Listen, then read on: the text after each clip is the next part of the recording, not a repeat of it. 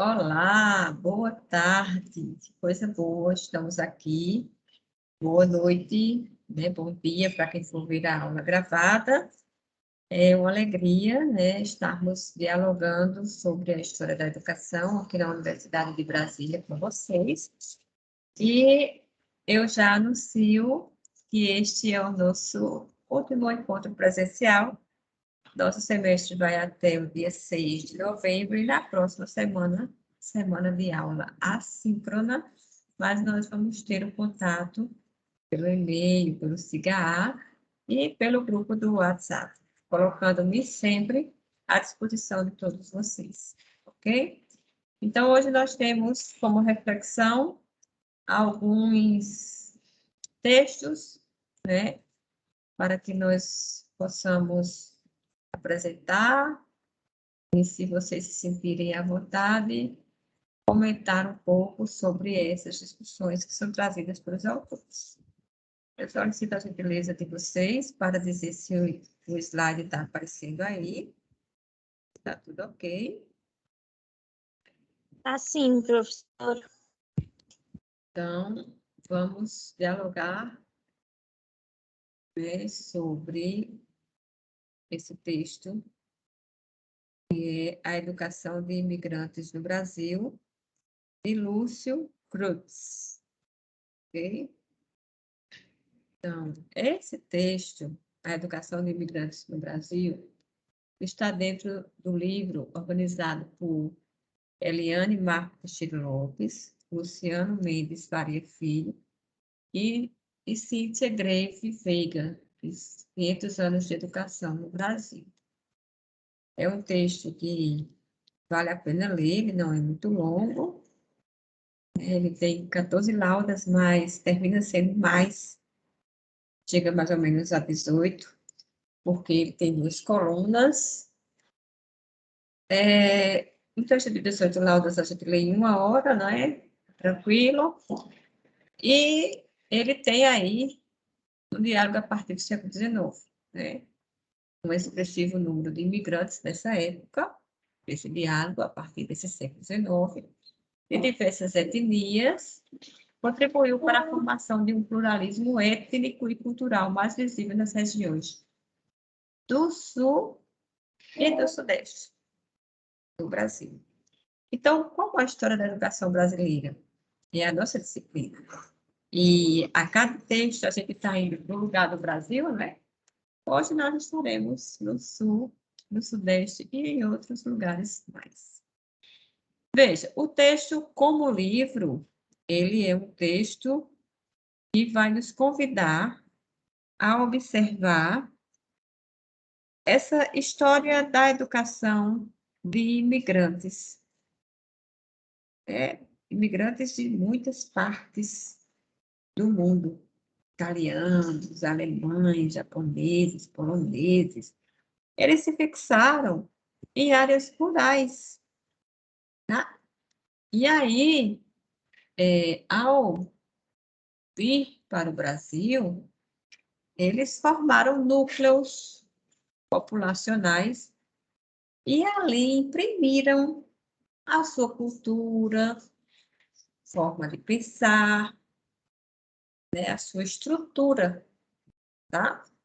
É importante a gente pensar os imigrantes espanhóis e portugueses, né, que se instalaram mais em zonas urbanas e, ao se colocar ali, né, com esse caráter étnico, cultural muito próprio deles, eles contribuíram para o processo escolar, tá? E isso é muito importante a gente pensar, né? Porque muitas vezes, não sei se vocês já ouviram falar, né? Mas o projeto político para a nação brasileira e a imigração, ele foi feito a partir, né, de uma contextualização muito forte, tá? E essa contextualização, ela foi colocada para que nós conseguíssemos enquanto historiadores da educação, perceber, né, o quanto nós temos de,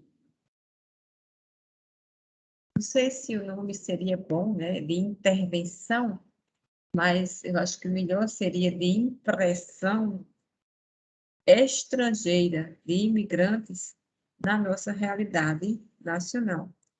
Então, os imigrantes e o momento histórico da nacionalidade é forte e os autores apresentam isso. É tão forte que eu não sei, assim, como é que é o dia a dia de vocês, a realidade, né, de onde vocês estão. Porém, na minha realidade, eu escuto muitas vezes pessoas dizerem que quando chegam no sul e sudeste, elas parecem que não estão no Brasil, parece que estão em outro lugar. Por que isso, né?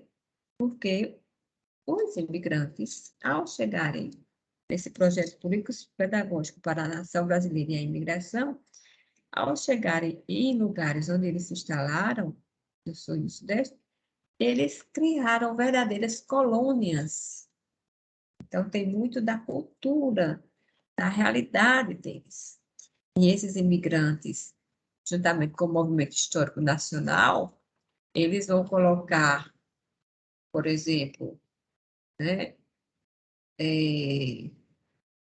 vamos pensar em Porto Alegre, né, século XIX, eles vão colocar escolas próprias, com professores próprios, com suas próprias línguas, para atender àqueles que chegavam, os filhos, porque a cultura escolar de onde eles vieram é muito forte.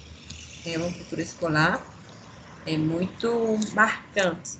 Então, o processo escolar entre imigrantes no Brasil é uma tradição muito diferenciada, muito diferenciada. Veja que a Secretaria de Agricultura, gente, de São Paulo, registrou o índice de alfabetização dos imigrantes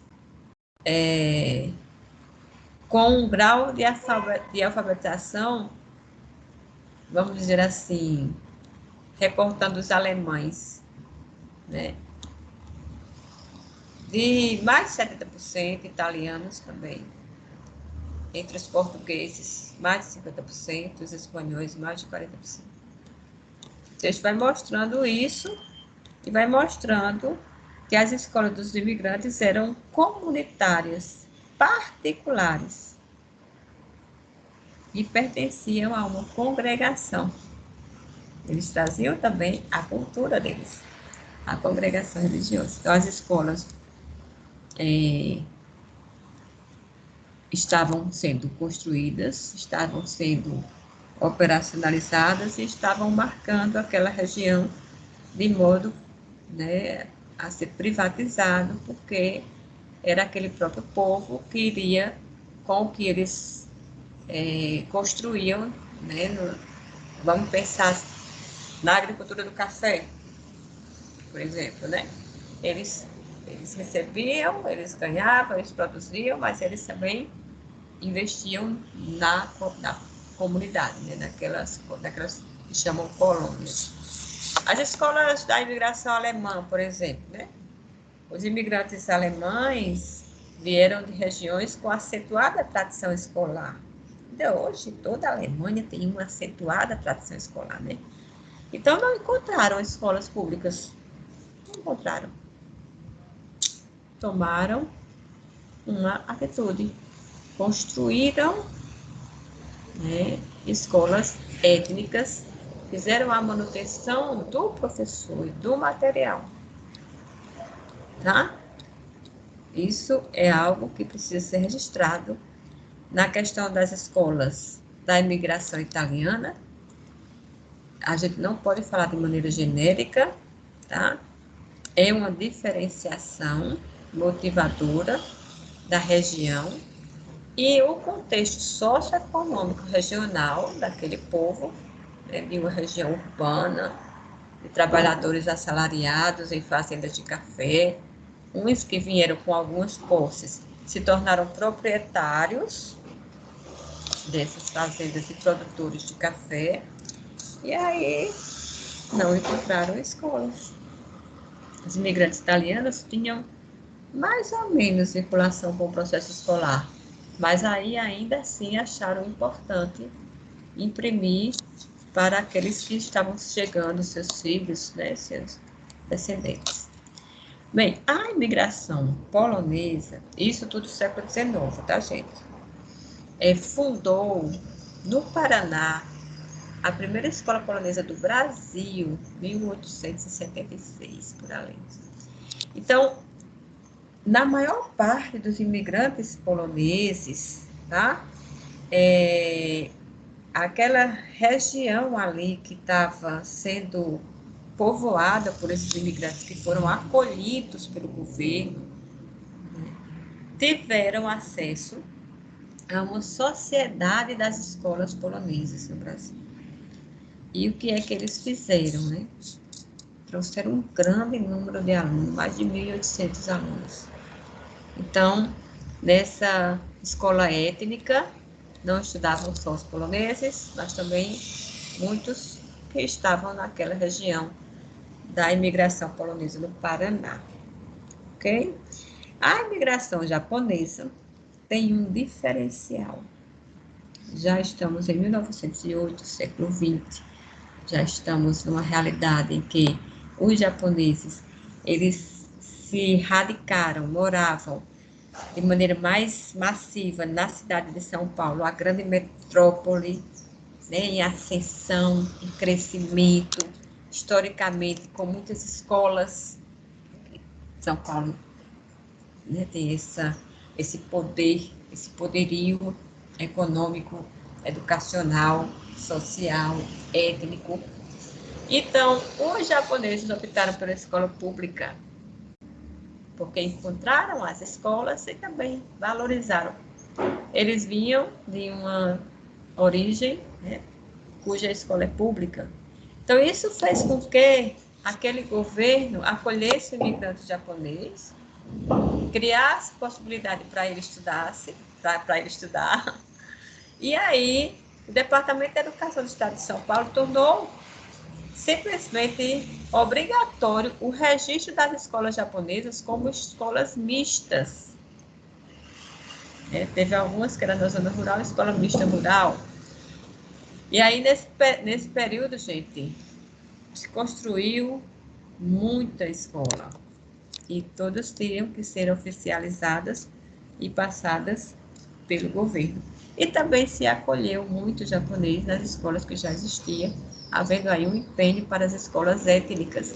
Essas escolas de imigrantes, elas são reconhecidas na literatura, quando eu digo literatura, é os textos que nós lemos e estudamos como escolas étnicas. Então, a nacionalização do ensino, término das escolas étnicas dos imigrantes, ela se dá porque o Brasil começou a perceber que ele precisava tomar conta da educação brasileira e que essas pessoas que chegavam também precisavam aprender a língua portuguesa, né? Não ficar ali fechado na sua casta, no seu mundo, na sua escola, com a sua língua, com a sua cultura. E aí isso começa a acontecer, né? Porque o Brasil, ele toma as rédeas para que seja, né, isso é significativo, né, o término dessas escolas étnicas, né, porque nesse período se colocava, se provocava, né, a transformação do projeto escolar para imigrantes, dos imigrantes e a estrutura escolar e comunitária do Brasil, tá? Por isso que, na sua grande maioria, o que se precisava era ter um projeto escolar que permitisse perceber a dimensão étnico-cultural, né, e que eles precisavam estudar também a língua materna nossa do Brasil, a língua portuguesa. E era nesse contexto que estávamos ali com esse perfil, né, do imigrante aqui no Brasil. Então, a dinâmica do processo escolar entre imigrantes desenvolveu-se fortemente no tensionamento entre a afirmação do processo de formação do Estado-nação, dependendo da conjunção desses outros fatores, prevalecia a afirmação do étnico ou do nacional. Por muito tempo, no sul do país, por exemplo, se sobressaiu a afirmação étnica, daquele que chegava e trazia sua etnia. E aí o Brasil foi tomando aí um posicionamento para que isso não ficasse tão forte e não tivesse também a prevalência do nacional sobre o étnico. Então, as coisas foram se equalizando aí, né? É esse o texto que nós teríamos como primeiro texto para diálogo. Agradeço muito aí a atenção de todos vocês. E aí abro o microfone, o bate-papo, para vocês comentarem alguma coisa a respeito dessa primeira leitura.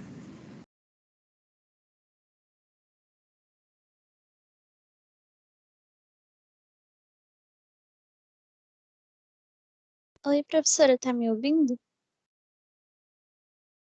Esse foi o texto que estava lá na lista com o meu nome. Eu Você particularmente, gostou? Você eu gostou? particularmente gostei, porque eu já era curiosa para saber disso, então o texto já matou minha curiosidade, porque hoje em dia ainda tem as escolas de outras etnias. Só que agora é bem diferente, né? Mudou muita coisa. E o texto delimita até o final da década de 30, com a nacionalização, e deu para perceber muito o valor que eles dão à educação, tanto é que eles vinham de uma tradição tão forte que eles quiseram fazer as escolas deles aqui. E tinha até, no caso da alemã, tinha formação de professores, até aposentadoria, eles se organizaram muito bem. E aí já, como do caso dos japoneses, eles vieram num tempo diferente, preferiram a escola pública. O ruim é o final, né? Porque o autor fala que teve tanto ocultamento e opressão para essas escolas que até dificulta as fontes de estudar o que aconteceu mesmo, porque não tem, se livraram das fontes na época. É isso, Rani. O autor coloca esse dado e eu acrescentaria, como reflexão mesmo, o quanto nossa história da educação ela é realmente, vamos dizer assim, difícil de entender. Por quê? Porque vieram imigrantes de vários lugares do mundo, se colocaram, criaram suas escolas. Até aí tudo bem, né? Que foram muito bem recebidos, inclusive ainda hoje o Brasil recebe o imigrante muito bem. Agora, por que é que o tratamento com os que já estavam aqui? A gente não vê o investimento do Brasil com a escola para o nativo, que era o índio. Isso ficou como uma dívida cultural que se pretende ainda sanar. De certa forma, né, já está em pauta essa discussão, mas ainda precisa muito, né, ser melhorada. Então, são coisas que nos fazem pensar, mas a gente não tem como abranger aqui. Mas sua colocação é muito boa, Rani, e eu concordo com o que você falou. Muito bem. Vamos lá? Alguém mais quer falar sobre esse texto ou passamos para o próximo?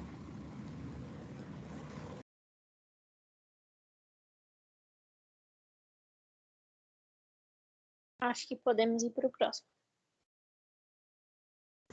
Obrigada, Beatriz. Você, como sempre, me salva, porque enquanto vocês não autorizam, gente, eu fico preocupada por saber se alguém quer dizer mais alguma coisa. Se eu começo o próximo texto e alguém queria falar, né? Então, vamos embora. Se alguém quiser falar depois sobre esse mesmo texto, a gente tem problema, a gente volta, tá bom? Então, vamos, tá? Para as aventuras de Telêmaco, ok? Tá saindo aqui o meu PowerPoint. Ele tá caindo. Vamos para as aventuras de Telêmaco. uma obra beletrista no Liceu Paraibano no século XIX. Gente, esse texto é de minha autoria, junto com a professora Fabiana Sena e a professora Gislene Marques Formiga. Então, é uma alegria partilhar com vocês essa produção intelectual que foi publicada em uma revista, né, em um dossiê de Qualizar. Né? O que é Qualizar? Né? Qualizar é um indicador de qualidade lançado pela CAPES, tá? E aí as revistas, elas recebem esse mérito, né? São medidas por esse quadro. Então, aqui eu coloquei um pedaço da introdução que diz assim: este estudo tem como objetivo dar visibilidade ao livro As Aventuras de Telêmaco, de autoria do francês François de Salignac, de Maud Fénelon, 1951-1715, o qual circulou em diversas províncias do Brasil e, em particular, na província da Paraíba, do ensino secundário do Liceu Paraibano. Para tanto, tomamos essa obra como objeto e fonte de pesquisa para compreendermos que esses artefatos têm uma ordem na história do livro, da leitura e da educação. Ao reconhecer o lugar que os livros têm na sociedade paraibana de cientista, faz-se necessário reconstruir seus títulos, de modo que as pesquisas sobre tais suportes no Nordeste, do campo da história da educação, são ainda incipientes. A exemplo de 4 publicações, resultados de pesquisas voltadas para essa temática. Autor e Barbosa, 2012, Autor, 2014, Ramos e Autor, 2015, Autor, 2017, Silva, Autor e Araújo, 2020, e Autor e Melo, 2020. Não. Ramos e Autor, 2015, Autor, 2017, Silva, Autor e Araújo, 2020. Autor e Melo, 2020, tá certo. As quais tratam dos livros na província da Paraíba.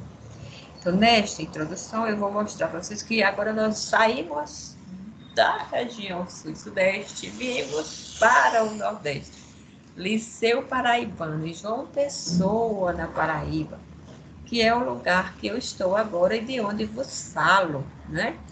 Então, no desenvolvimento do livro sobre as aventuras de Telêmaco, autoria e enredo, eu estarei, junto com as autoras, dialogando sobre essa forma, né, que o livro traz como objeto. Eu estudei o livro, objeto de pesquisa, fonte, ou seja, como eu fui lá, além de ter um objeto de pesquisa, eu acessei o livro, estudei o livro, e ele serviu de fonte de pesquisa. E eu encontrei ensinamentos de ética e moral a partir do que Fénelon escreve, que Fénelon está narrando as aventuras de um jovem chamado Telêmaco, grego, filho de Ulisses, o grande guerreiro, que sai de casa para lutar por sua terra na guerra de Troia. E aí, Fénelon disse que depois de passados 10 anos, o filho sente, né, que a guerra acabou e o pai não voltou, e a necessidade de procurar por notícia dos pais lhe enche todo, né, o seu ser. E assim, ele, impelido pelo desejo de saber notícia do pai, a partir da recomendação de Ulisses, quando ele ia saindo e disse: está aqui, mentor, meu amigo, seja professor, orientador, preceptor de Telêmaco, meu filho.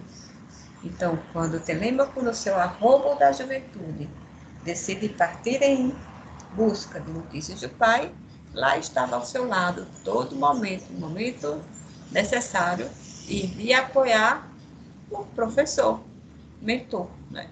Que não é por acaso que ele tem esse nome, mentor, né? Que ele faz essa mentoria. Então, gente, nesse livro, a gente vai perceber, né, o quanto os ensinamentos de ética, de moral estão presentes.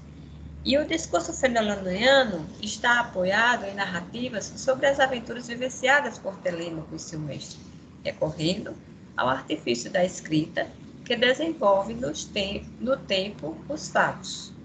Ao passo que os acontecimentos são apresentados na voz daquele que está vivendo uma situação. Isso significa dizer, tá? Que já partindo para as considerações finais, tá?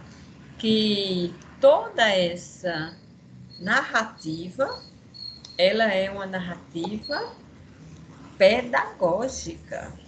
O livro, ele leva você a aprender a gestão, a aprender a se posicionar, a aprender a se comportar em determinada situação e também a ensinar, porque mentor dá aulas de geografia, de ética, de moral, pegando aquela realidade da Grécia Antiga, que ao ler o livro você vai aí adentrando numa realidade impressionante. Então, se vocês quiserem, nesse recesso, fazer uma leitura diletante, uma leitura de um livro que virou um best-seller no século XIX, e um livro que vai ensinar muito, porque foi lido não somente na educação de príncipes, não somente para os príncipes europeus, né? Foi lido por várias sociedades, chegando ao Brasil pela mesa do Desembargo do Paço, como um dos livros mais exportados da época, e ficou, gente, em evidência por nada menos, nada mais do que 100 anos. E ainda hoje existe, só é você, né, dar um Google e você vai encontrar esse livro não caro para você fazer sua leitura. É minha recomendação de livro de cabeceira. Espero que vocês aí gostem, tá? Dessa leitura das aventuras de Telêmaco e aprendam muito sem ter a obrigação, né, de se bitolar no que é moralizante, mas sim no conhecimento filosófico, de ética, de moral, do ato, né, de bem governar, ok? Na Paraíba do Norte, no Brasil Império, a instrução pública concentrava as matérias em áreas, por exemplo, linguagens, latim, francês e inglês, humanas, filosofia racional e moral, geografia, cronologia e história, uma só disciplina, retórica e poética, outra, e exatas. Retórica e poética, outras. E nas exatas, né, aritmética e geografia, tá? Essa organização prestigiava uma formação humanística no 800. O livro As Aventuras de Telêmaco, então, dessa forma, né, a partir desse nosso estudo, ele serviu de base para as aulas de francês no Liceu Paraibano, tá? Essas aulas de francês no Liceu Paraibano, gente, elas eram ministradas por Emílio Seven. Esse nome, né, ministradas pelo professor Emílio Seven. Esse nome é muito forte na história da educação quando se fala em século XIX, porque ele saía nos documentos de publicação de ensino. E o ensino de francês dele não era um ensino de francês banal, de tradução das aventuras de Telêmaco para a língua portuguesa, não. Ele simplesmente se apoiava na tradução, aspas, do estudo do francês, pegava o livro no original para que o aluno tivesse acesso à língua francesa tentava dialogar e escrever as reflexões do livro em português. Então, você veja que eram aulas muito diferenciadas, né? Essas foram algumas referências que nós tomamos por base e eu acabo de falar um pouco, né, com vocês sobre o que eu defendi na minha tese em educação no ano de 2019, no programa de pós-graduação em educação da Universidade Federal da Paraíba. Então, nesse momento, eu agradeço toda a sua atenção e já abro, né, o microfone e o bate-papo, como queiram, para a gente dialogar um pouco sobre esse texto.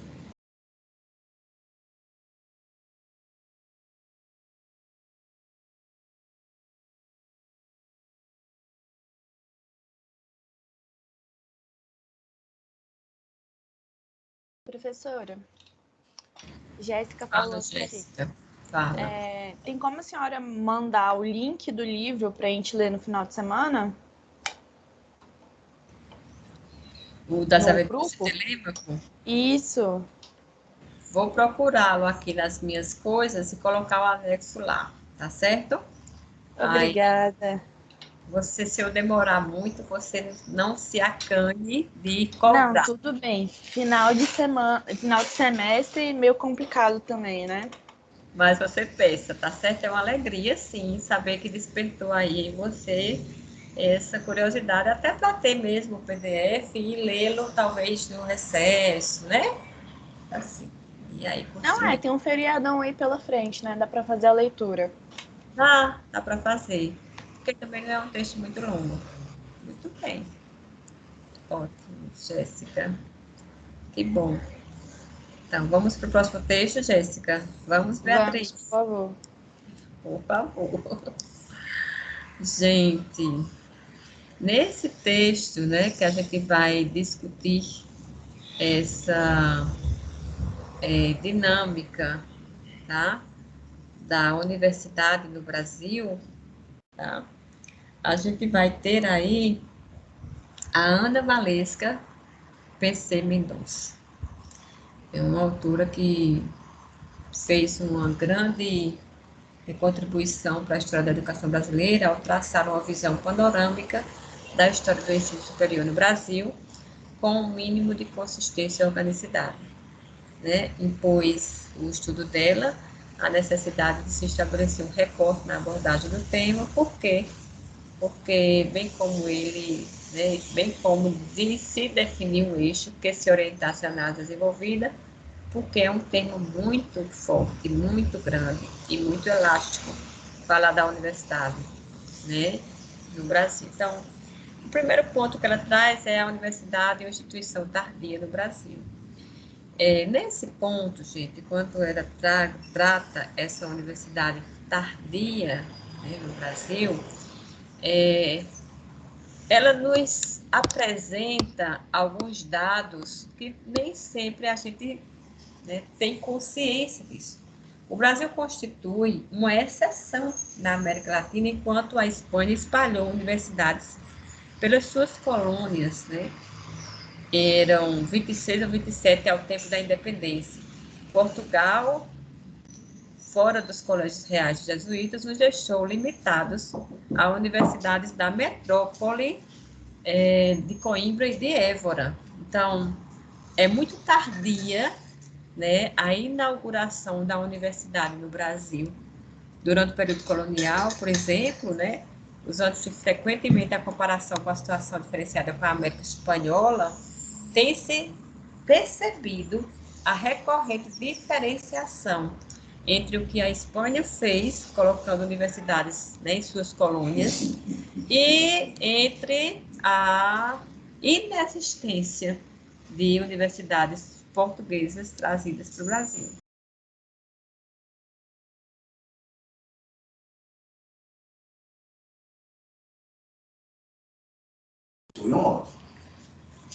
Ok? Então... Professora, seu microfone ficou mudo no último minuto. Desculpa. Eu vou repetir, tá bom? Então,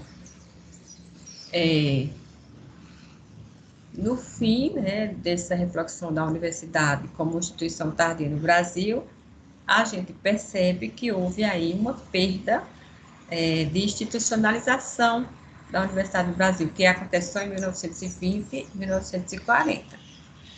Quer dizer que na colônia, gente, nós não podemos contar, né, com forte inserção de ensino superior. Tanto é que era uma tradição aqueles que eram mais abastados irem estudar lá em Portugal, né? Isso era algo que parecia até praxe, essa dependência com relação à Universidade de Coimbra, tá? Só para minimizar a culpa desses portugueses, né? Assim, para não dizer que também tudo estava perdido. Lá em Portugal, não também tinha muitas universidades. A Universidade de Coimbra, a rigor, era uma das grandes instituições. Teve também uma universidade que era chamada de Universidade do Reino. Teve também a questão da Universidade de Évora e, assim, é uma equiparação que a gente tem que ver que nossos colonizadores também não contavam, tá? Além de Coimbra e de Évora, e a do Reino, que era bem seletiva, com a instituição, né, de maneira mais abrangente, não. Então, é isso que a gente tem. A gente tem esse legado em se tratando de universidade, a história da educação no Brasil, ela coloca que os anos de instalação no novo regime viriam a propiciar um intenso debate sobre a questão da educação no Brasil. E aí, se falando em constituinte, se falando em promulgação da Constituição outorgada, se falando em política, ou a política de novo, aí sim a gente vê aí uma tradição observando e cuidando e trazendo à universidade. Havia cursos individualizados, então, o surgimento da Universidade do Rio de Janeiro, 1920, do governo federal, ele foi uma agregação de escolas profissionais, tá? Que existiam, pré-existentes do nosso modo de colocação da instituição pública. Então, até agora, vocês têm alguma dúvida? Não, tudo certo. Pelo menos por minha parte. Então já é o suficiente. Então, vamos em frente. Então, gente, caminhando mais um pouquinho, tá?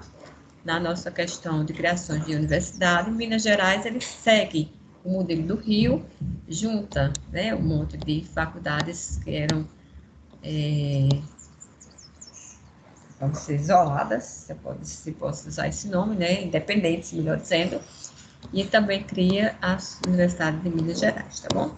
E assim a gente vai avançando nessa questão da universidade no Brasil. O texto é um texto de 21 laudas, né? Se você tiver interesse, depois você olha com mais calma. A gente vai pular agora para o ano 50 e 60, né? A universidade em questão. A gente, depois de tanta luta para se colocar as universidades, depois de criação de USP, depois de tudo que acontece, um revestrez no Brasil em relação às universidades. Por quê? Porque sob o impacto do populismo político, diga-se de passagem, o ensino superior passou por um susto, né? Que foi, depois que teve a expansão, um surto de universidades, né? Nascendo, trazendo instituições, aumentando, aí vem um ponto de vista, que é o ponto de vista de que essa expansão tem que ter muito cuidado com ela, e que tem que ter muito cuidado com o processo de modernização do ensino superior, tá? E também tem que ter bastante, vamos dizer assim, investimento para que isso seja institucionalizado realmente.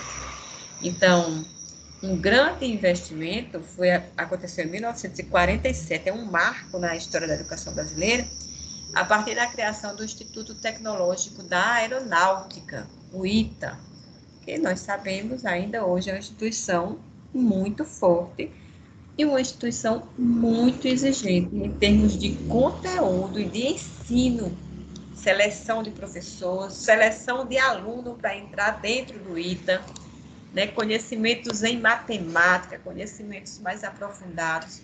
Então, professora, pois não. Desculpa interromper. Pode interromper.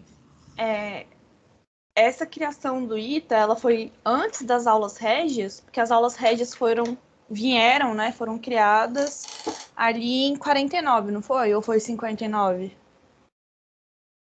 Elas são concomitantes, tá certo? Concomitantes, correto. Elas são concomitantes. Isso aí faz parte do mesmo movimento político.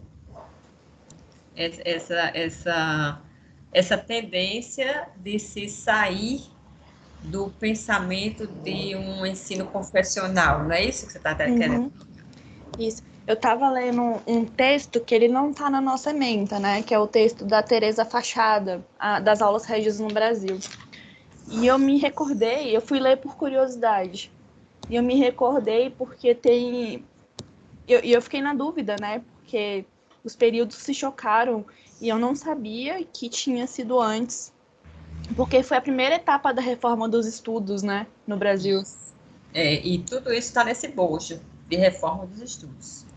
Quando a gente está agora concentrando na questão da universidade, mas tudo está nesse grande bojo, nessa grande discussão. Exatamente.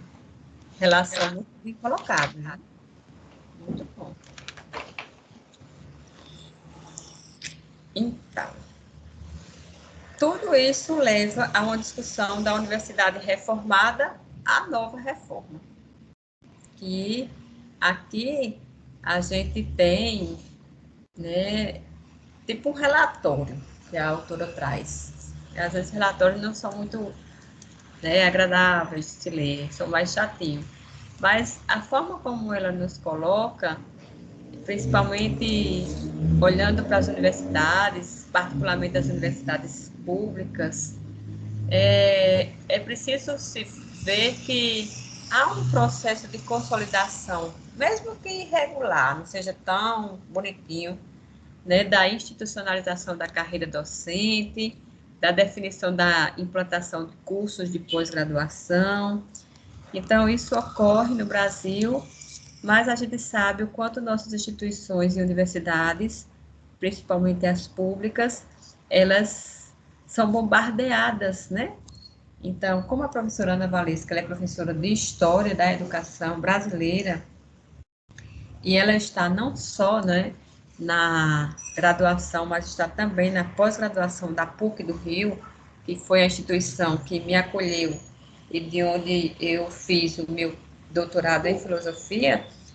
Ela nos coloca diante de seus estudos, que são muitos, tá, gente? Aquilo que ficou um pouco apagado na história, tá? E esse texto é o pontapé inicial para futuras leituras. Então, é sobre isso que o texto traz. E agora eu abro e faculto a palavra. A gente vai demorar só mais um pouquinho para falar do texto. No texto a gente vai falar de maneira mais breve também, porque ele é um texto mais breve. Ok? Querem comentar alguma coisa? Não, acho que já falei demais. Mas é bom falar, né? Bom falar para a gente estar aqui nesse diálogo e nessa construção. Então, vamos para o último texto, né? Que o nome do texto já é Considerações Finais. Então, vamos para as considerações finais. E nesse texto das considerações finais, gente, a gente vai aí se despedindo dos diálogos em História da Educação, pelo menos no momento síncrono, né? Eu já vou dizendo que é uma alegria ter vocês aqui conosco e mostrando a vocês que esse livro, esse pedaço de livro que nós vamos dialogar agora, Ele está dentro do livro História Social da Educação no Brasil, de 1926 a 1996, né, com a criação da LDB, que para decorar eu coloquei 93, 94, 96, porque 93 vem primeiro, 94 vem segundo, 96 é o ano, então essa é a lei. Mas vocês precisam ter essa lei na ponta da língua, 93, 94, 96, LDB. Gente, enquanto os governos militares se sustentaram a despeito da resistência que desde o princípio se manifestou, um sem fim de estragos precipitou-se sobre o Brasil. E a educação, de forma geral, pagou um preço alto por decisões que repercutem negativamente até hoje no âmbito da nossa complexa sociedade. Leia esse até hoje, não quando o texto foi publicado, leia até hoje, hoje dia, agora. Não porque a coisa é má, né? A proposta desse governo que é militarizado é má, não é por isso, é porque a forma como foi colocado esse governo, de maneira muito repressiva, quem paga a conta alta é a educação, porque a educação ela se pretende liberta, de liberdade de pensamento, de expressão, liberdade de criatividade, de criação, né, de posicionamento. Então, quando a gente pensa, vamos pensar aqui, os números da evasão, da repetência e do analfabetismo ofereciam as linhas para o alinhamento de 21 principais exigidos para o novo texto constitucional. Esse alinhamento, ele foi uma grande discussão, porque se falava em analfabetismo. Gente, não hoje, por favor, cuidado, use o termo analfabetismo. Ele está em desuso na nossa literatura educacional. A gente está usando agora pessoas que têm ou não letramento, tá? Então, vamos nos colocar em 1988, o novo texto constitucional, quando promulgado, tá? Trouxe expressivos ganhos políticos em termos de reconhecimento da extensão dos direitos sociais, com repercussão direta no campo da educação. Por que a Constituição trouxe esse ganho, a de 1988? Porque nela abriu-se o Brasil para não mais limitar a educação, tá? Para considerar uma educação pública, uma educação dever, né? É um dever do Estado para todos. Então, esse é um marco importante, 1988, com o texto constitucional, tá? No final de 90, na década de 90, e mesmo no início do século XXI, olha, o autor está fazendo um salto até nos seus dias atuais mesmo, né? Verificamos a sobrevivência de estratégias semelhantes às campanhas de alfabetização empreendidas no país ao longo do século XX. Esse autor podia usar esse termo, gente, porque na época do lançamento do livro, que né, ele empreendeu no início do século XXI, ainda se tinha uma dúvida de que termo usar, mas hoje a gente não usa mais essa questão de alfabetização. A gente vai falar de leitura, de letramento e de conhecimento, né, dos códigos. O que mais interessa aqui é contar a história social do Brasil, tá?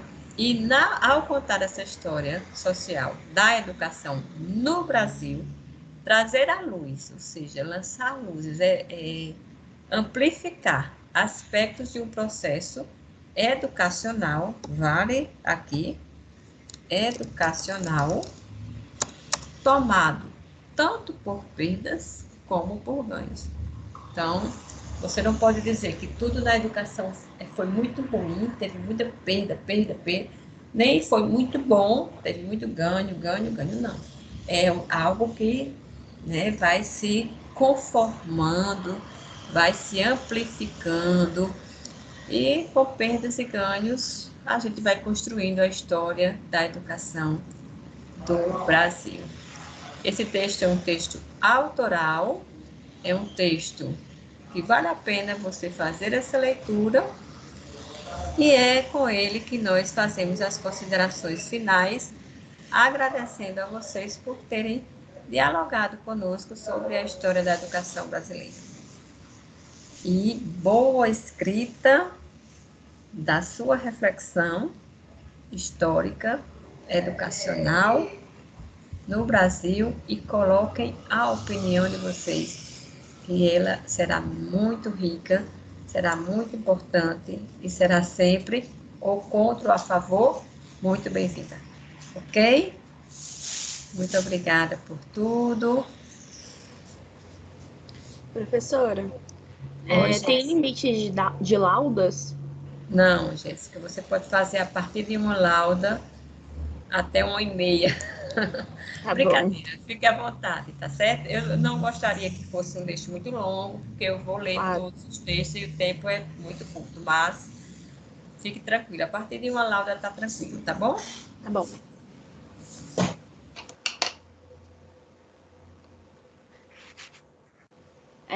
Quando as meninas saírem da aula, eu posso ter um dedinho de prosa com a senhora? Rapidinho?